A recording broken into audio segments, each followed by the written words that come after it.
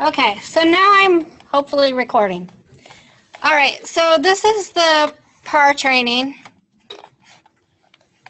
And we're going to talk about how the change in the PAR effective July 1st went from 3 columns of direct, indirect, and required, and now there are 4 columns: required, coordinated, authorized, and non-PreETS. This cheat sheet will help you with determining where your activities fall. But if you have a question, you can always email or call your resource manager, and they can help you with specifics scenarios so that you can make sure that you're counting those correctly in your PAR. If you have a question about how to record an activity on your PAR and not necessarily where that activity falls, your financial person can help you with that. You're welcome to email them as well or call to ask them questions. Like for instance, today's training would fall under the direct activities under your old PAR. So now it will fall under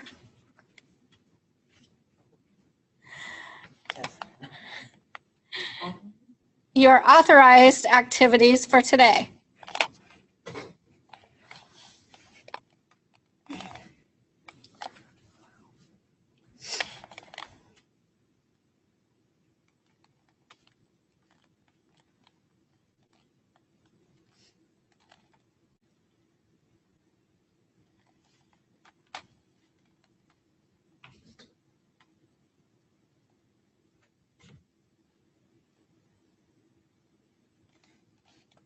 All right, so like I said, your coordinated activities and your authorized activities are what you used to put under your direct column. Those will now be 2 separate columns. So you may have to actually look at what the activity is and see where it falls, whereas before you put it in just 1 column. With our contracts, our goal is for you to have the most in your required activities column. That's where we want to see you spending most of your time, because that's where you're providing those direct services to students or potentially eligible students. Next, we want to see you spending a lot of time in coordinated activities, and lastly, authorized activities. Your least amount of time should be in your non-PreETS activities, and this would be your case notes, case management type things, entering information into the IRIS interface or matrix, working on your quarterly reports, and providing services to participants who do not meet the definition of a student with a disability. And that may not apply to every contract. So you may not provide services to participants who do not meet the definition of a student with a disability.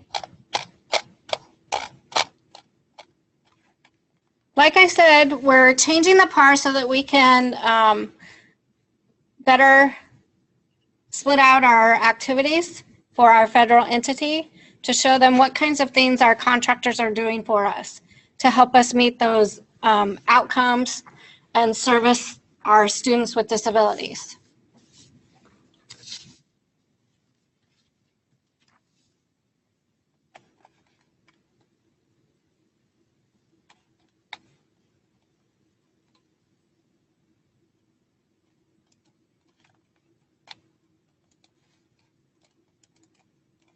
So who has to fill out a PAR? Anyone that works on the contract, whether you're 100%, less than 100%, full-time, part-time, 1 day a week, 1 hour at a time. Anytime that you're working on the contract, you would fill out a PAR. That PAR should include all of your paid time and your paid time off. So it should include contract activities and non-contract activities. So if you're doing stuff for Easter seals, for instance, that doesn't fall under the contract, then you would mark that in your other column on the par. Your first 4 columns will be for any contract activities, and the columns after that will be for your other activities or non-contract activities and your paid time off. If you're not 100% working on the contract, then you would also use the other column for those duties. If you're 100%, you will just use the first 4 columns for your contract activities along with your paid time off. You would not include any unpaid time off on the PAR. And what does PAR stand for? Personnel Activity Report. Our federal entity requires that we see all of your activity, whether you're working on the contract or not. When do you fill out the PAR? You would fill out the PAR monthly or according to your pay periods. You would want your PAR dates to match up to what you get paid for on your pay periods or your payroll report, pay stub. So if you're paid for the 1st to the 15th, that's what your PAR should reflect. Now your PAR can reflect more than one pay period, but it should coincide to those pay periods. We would also ask that you separate your June and July time as well. It can be included in one PAR, but we would prorate that based on the time that you have June hours versus the time that you have July hours. So you would essentially have to turn in that PAR twice. Once for the June claim, once for the July claim. And your financial person should be able to help with that or know what to do with that. September and October is the same. We would split those out according to our federal fiscal year end.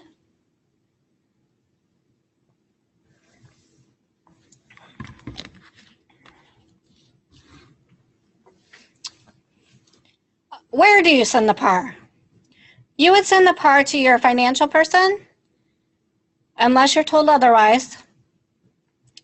And your gross pay would go at the top where it says gross pay to be allocated.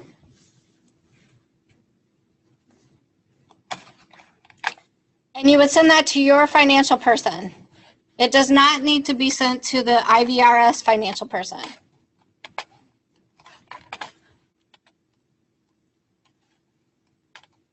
Why do I have to fill out a PAR? Can I ask a question? We have Yes. We don't need to include our PARs with our GACS reports then? Yes, you do. Okay. Just wanted to clarify that. Thank you. So since you do the claim, you would include it with your claim.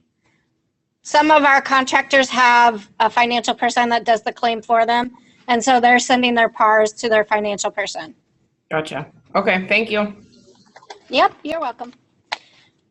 We have monitoring and reporting purposes that we need to record the 15% of the required activities, which is now going to be expanded. We can include the authorized and coordinated activities towards that 15%. So this is good news. We are now going to be able to have a higher figure that we are able to count towards that 15% in order to meet that requirement. How do you fill out the PAR? You put your work hours in the columns that match the activities you are doing. The resource managers, again, are your best resource in assisting you with determining what activities go in which columns.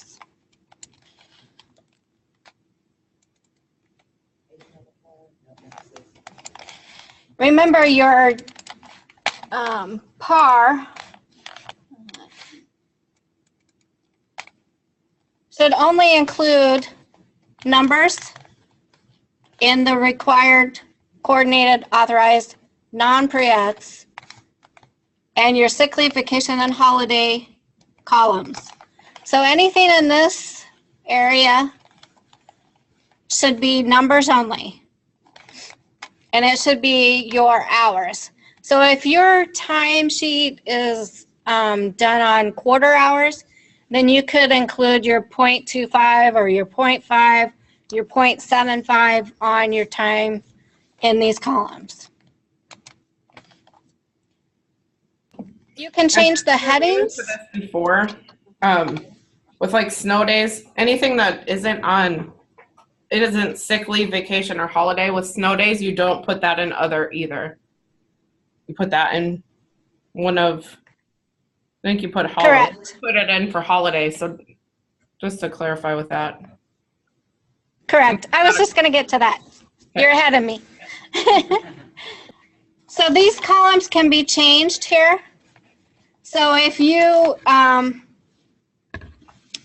do other things for the college or for, I'm going to pick on Easter Seals because they're here. I think they have what they call employability. So if you do employability and you're not 100% on the contract, so you have hours that you're working on the contract, let's say you work, helps if my thumb lock is on, you work 5 hours on July 1st. And then you work 3 hours. Are you showing doing other? I'm sorry. Hi, this is Susie in Waterloo. It looks like you might be showing something on a screen and we're still seeing your pre-employment transition services rubric. Are you showing something on the screen? Oh. Why is it not showing? Put it up on the left screen, Holly. It is. No, on this. It is. Why is that still up? The pre-employment thing, can take it down.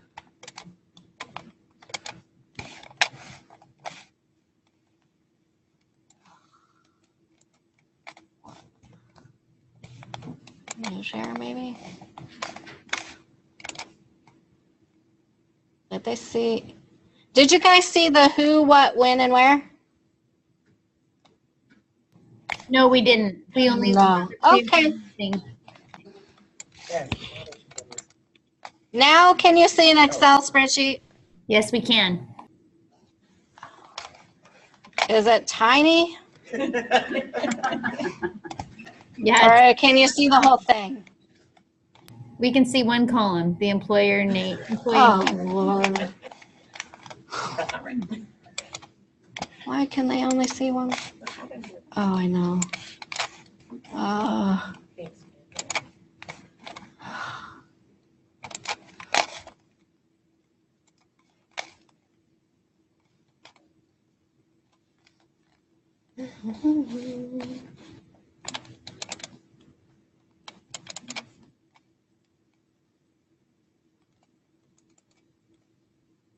It was, okay.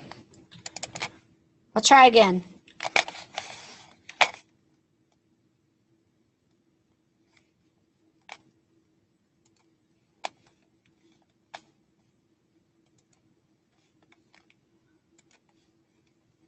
Is my screen?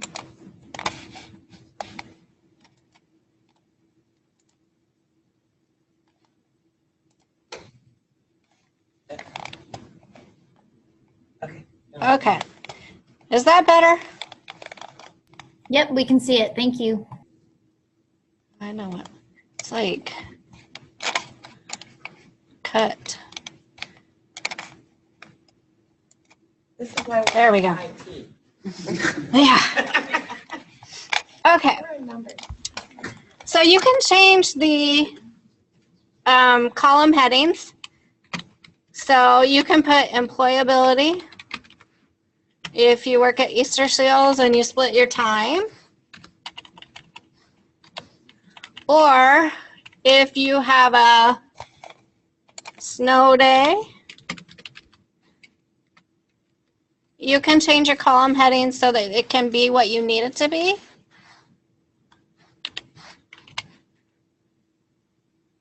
We got out early because it was snowing.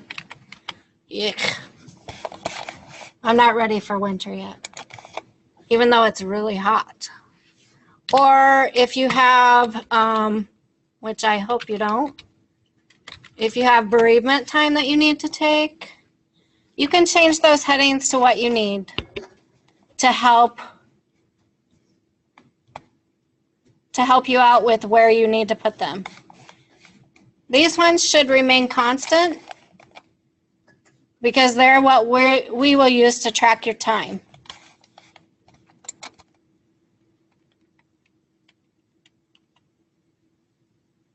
Up here is where your gross pay would go. You can either put that in or your financial person will put it in for you before they send it. I've worked really hard today for my 9 hours. So what the PAR does is it automatically calculates your time for us.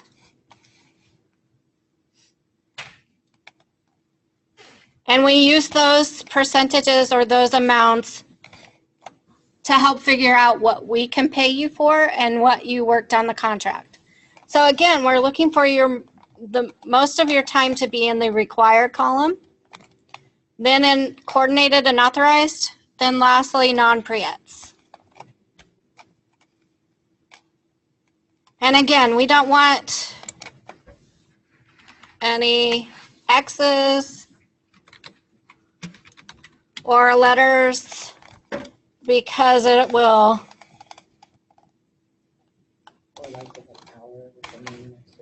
mess up those formulas down at the bottom.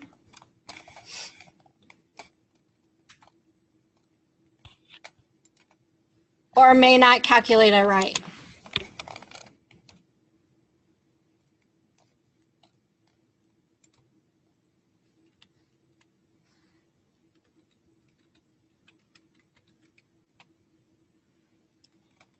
For instance, I just did 1 hour of bereavement and it didn't transfer down to the bottom or to the right that I had this 1 hour.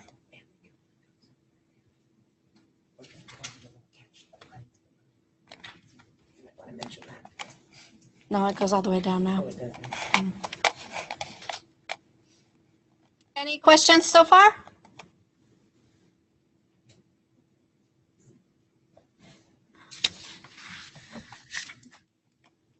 All right.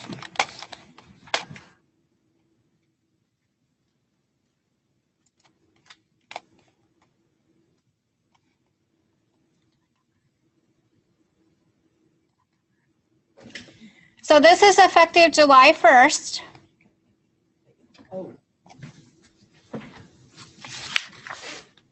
So now we're going to have a little quiz. So who fills out the PAR? Everyone? Correct. Ding, ding, ding. Whether you work full-time or part-time on the contract, if you're working on the contract, we want to see all of your hours that you work on the contract and non-contracted hours. So we want the big picture of your time. And that's from our federal entity. They require that we see all cost objectives that you work for on your PAR.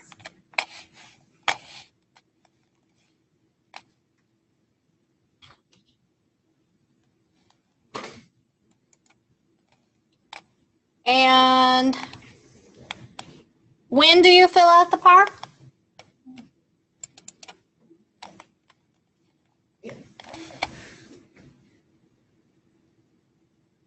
Monthly or according to your pay periods?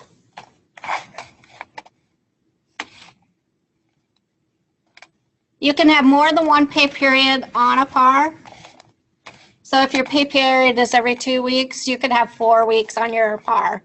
Or you can do a PAR for just 2 weeks and then a PAR for 2 weeks. Whatever is easiest for you.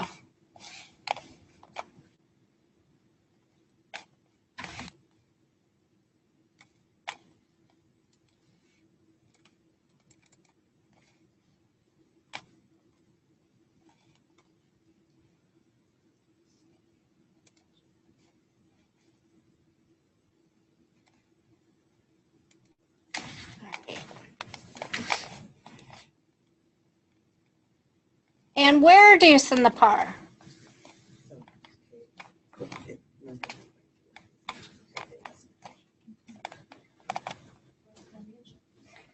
Yep, you send it to your financial person or the person that does the claims. Oh, why did it make it small again?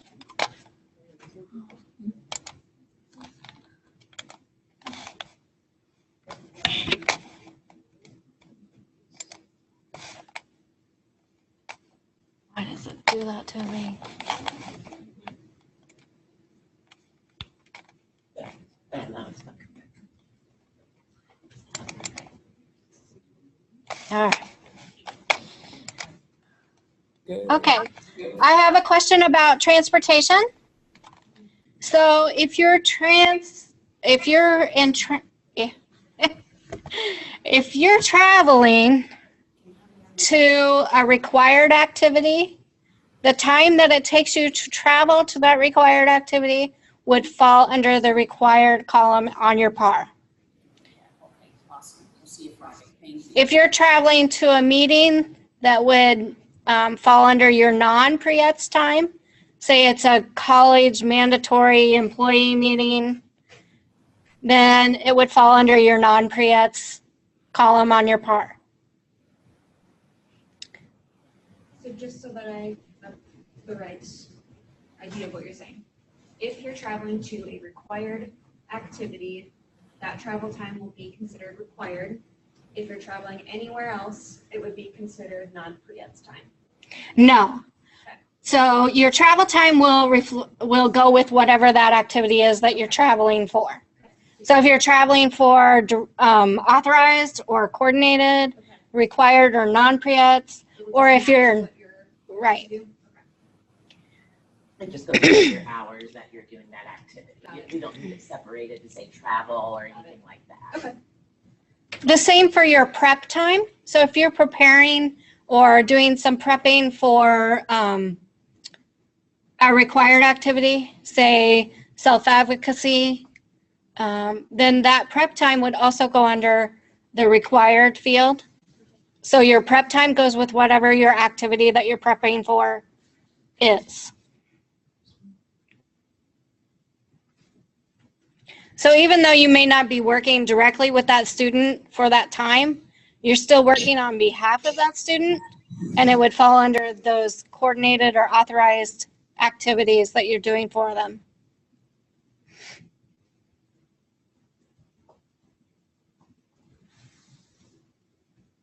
Was there another question?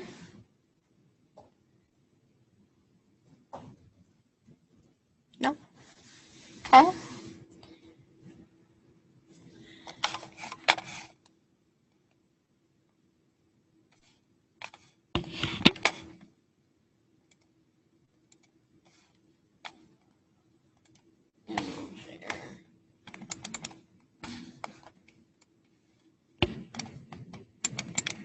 I think it's when I move it from screen to screen.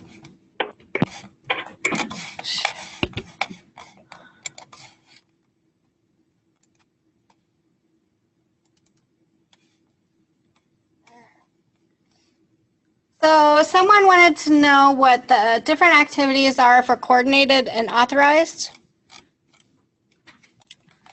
So when you're attending IEP meetings, working with employers to develop work opportunities, such as internships, summer employment, paid and unpaid work experiences, working with school staff to coordinate PreETS activities, attending person-centered planning meetings for individuals receiving Social Security benefits.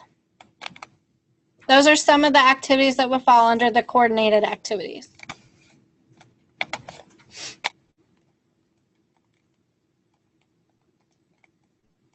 A lot of the authorized activities have to do with disseminating information, developing strategies with your teams, individuals, about competitive integrated employment.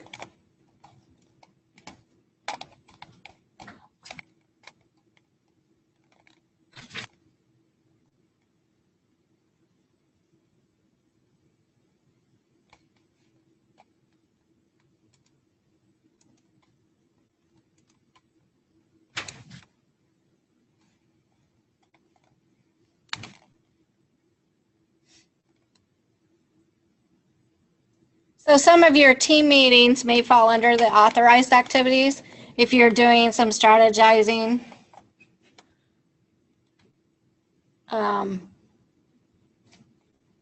In general, not specific to any student. Your non-PreETS would be your case notes, case management, entering information into the IRIS interface or matrix, quarterly reports, and providing service to participants who do not meet the definition of student with a disability. And I will be sending these out with the recording information again, as well as they're on the VRIN shared Google Drive. And I just sent an email with them as attachments. For the templates, you will want to download those and not use them through Google. Google is not good with Excel. So the formulas and some of those items don't carry over through Google. Any questions? Are you guys all really excited to start this July 1st? We're going back in time, 8 days. Becky Briggs, are you excited?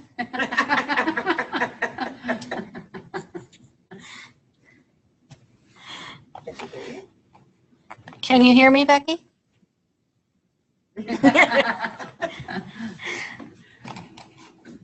Sorry, I could just tell who you were. I can't really tell who anybody is, but I could tell who you were. All right. I have a question. Okay. This is Cindy and someone. Okay. For information in that. Okay, the quick question I have is, with the new templates, we're having a little hard hearing here, that you'll be sending them to us? Yes, or you should already have them.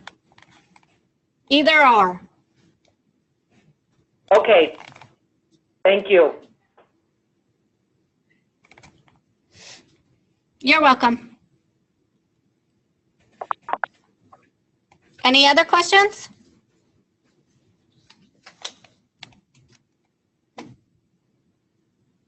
No? Everybody knows how to do their part. Great! Yay! All right. You have 12 minutes of your life back. Thank you for joining us. We will send out the recording information shortly.